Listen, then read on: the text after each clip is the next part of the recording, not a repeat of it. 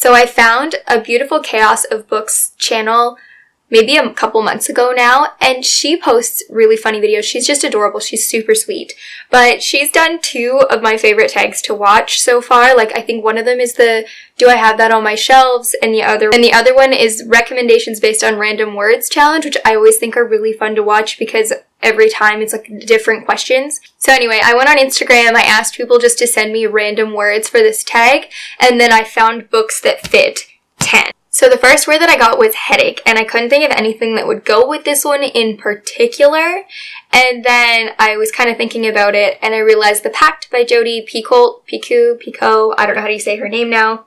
I remembered that literally when I finished reading this book, I had cried so hard that I had a headache from reading it.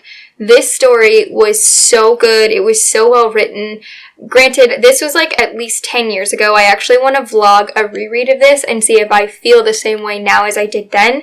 But 10 years ago, I read this book. It has stayed with me all this time. All the feelings I had from this book, I can remember like at the drop of a hat. It's the story of 2 families. I believe they live side by side. I think they're neighbors. And one family has a son and one family has a daughter.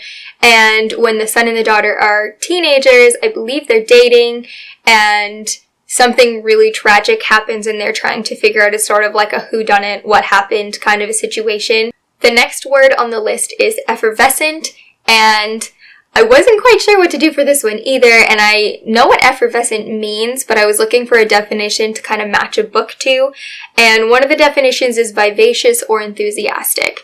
Now, I decided to kick it old school with Gone with the Wind because honestly, vivacious and enthusiastic are definitely like Scarlett O'Hara's MO. That woman knows how to get shit done. She dealt with really, really tough times and crazy stuff with her family. Granted, she was kind of a love-to-hate character. Like, there were things that she did and said and ways that she acted that I absolutely loathed.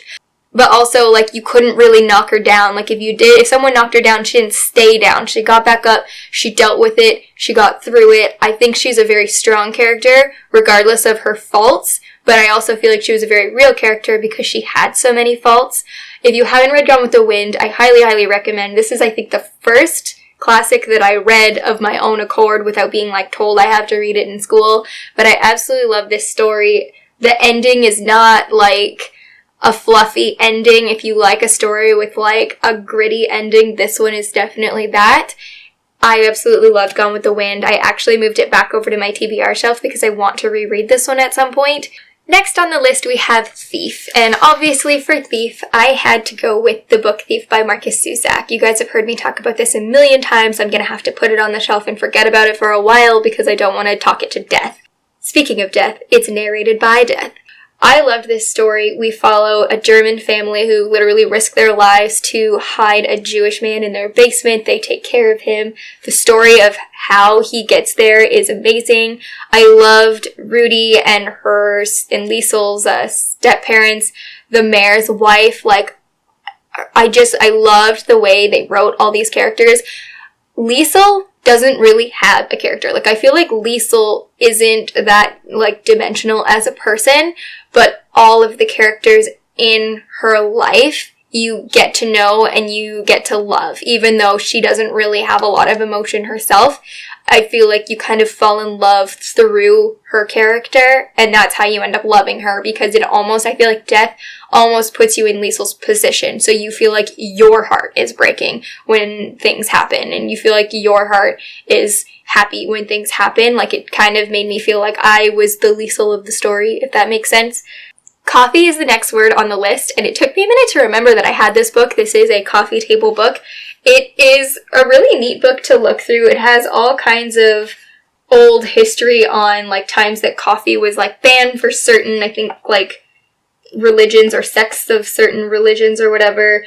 It's got, like, recipes, and it has pictures somewhere in here of, like, old grinders and different things you can do with coffee, different uses, different cultures, views on it, all kinds of things. It's really interesting. I haven't read this yet, but I have peeked through at different things, and it's a really neat book. I think Jared's dad gave this to me.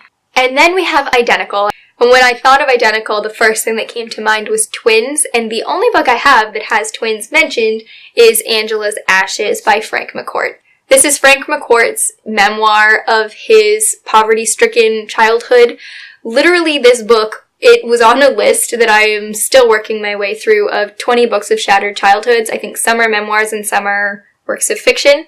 But this story is literally just his entire life. People are leaving and or dying. He has twin brothers. I can't remember if one dies or both dies, but like I said, leaving, dying is like the MO of his childhood, which is super sad.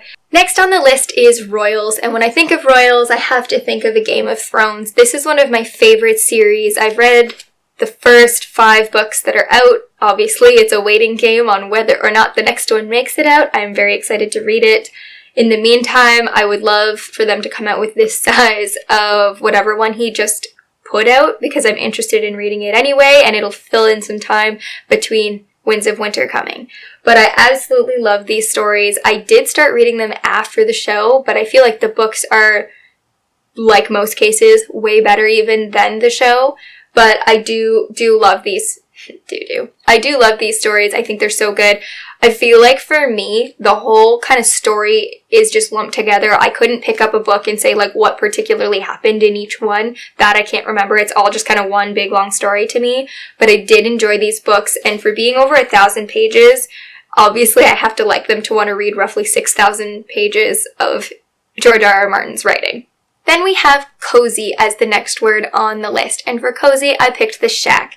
Now, anyone who's read The Shack is probably going, cozy? What? Why is that book cozy? This book is not a cozy book.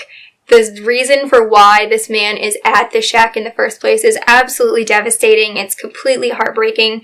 But the cozy part, I would say, would be Big Mama. Big Mama is such a cozy character. She's warm, she's friendly, she's loving, she's kind. She makes a lot of really good points. There's also a huge theme of forgiveness in this book, from the character of Wisdom, I believe. And it's just so heartwarming when you hit those certain parts. And I have very big feelings towards this book. This is also, I've put back on my TBR because I want to reread this one as well and probably annotate it, because back when I started reading books and stuff more often, I did not ever write in my books. It's a very, very interesting read. It's a read that really makes you think. Sorry, my camera died at like the wrong time. But I just wanted to say this book has a lot of views and ways that I kind of adapted into my life when it comes to forgiveness and views on other people and being less judgmental in general. This book, I think, really, really helps to like solidify those thoughts. And for wing, I had to pick The Strange and Beautiful Sorrows of Ava Lavender by Leslie Walton. Again, another book I've kind of talked to death this year, first because I anticipated it so much, and then because I really, really loved reading it. I did only give this book 4.5 stars because the ending was very open-ended to me. Like, it wasn't something that was like a definite ending to me. I'm not really sure what I think happened. That being said, I think the actual story itself was very whimsical. This is a magical realism, but it really has almost no plot. There's really not much to it. So if you're plot-driven, you probably won't like this. If you're character-driven, I think you would. I think it was a really interesting story. It goes back, I think, 3 generations through Ava Lavender's family, and I just found it was really interesting. I liked reading the characters. I read it in a couple of days, and it was just a really, really good read for me. And then we have Mountain, and for Mountain, I picked The Glass Castle. This is kind of stretching it. It's definitely stretching it, but when they move to a town called Welch, they actually end up buying a house that is perched on a hillside. It's the highest point in the town, which is why I'm going to give it mountain status, but it's like the only place in town that doesn't get flooded. This story is a memoir, so again, it's hard to kind of judge someone's life. I gave it 5 stars because I really enjoyed reading it. I think the way that she wrote down her story was amazing. I really, really loved reading this. Even though, like, the parents made me so mad. I was, like, enraged when I read, like, half the stories in this book because they're just so insanely neglectful. But she turned out really amazing despite her upbringing. Like, she was not a product of her upbringing. She definitely broke the mold. And actually, 3 out of the 4 siblings seemed to break the mold of how they were brought up and didn't become, like, statistics of, like, their family. And last but not least, the word is challenge. And for challenge, I picked The Night Circus. If you guys saw my wrap-up that I talked about this, it was not my favorite, but I didn't hate it either. I did give it 3 stars. I would probably give it 3.5, but I didn't think it warranted being bumped up to 4 on Goodreads, so I did leave it at 3. I think the atmosphere of this book was amazing. I think the magic, the way it was explained, like, I think the way they did things magically was explained really well. Like, I feel like in my mind I could definitely picture everything that was going on. Every detail of every character was very, like, vivid in my mind. The problem fell in the fact that I thought the characters were a little one-dimensional. I just wanted more out of them. I wanted to feel for them more so that I could feel the feelings that they were given in the book. But I just felt there wasn't enough for me to, like, grab onto and really latch onto for the characters. That being said, they weren't awful. I just think this is one of the ones that I had hyped up in my mind. I definitely thought it was going to be 5 stars, and it fell short for me, so I was a little disappointed. But I do think this has quite an audience. I know it gets really great reviews, so I'm probably one of the few who it fell flat for. Alright guys, so that is the end of my recommendations based on random words challenge. I had a lot of fun doing this. Let me know if you like these kind of videos. I kind of think it would also be fun to do the do I have that on my shelves or whatever it's called. I think that would be a lot of fun to do. Let me know what you thought of any of these books, if you've read them, if any of them are on your TBR, if you liked them, if you hated them, and I will talk to you all soon. Thanks so much for watching. Don't forget to subscribe and hit the bell for more videos, and I will talk to you soon.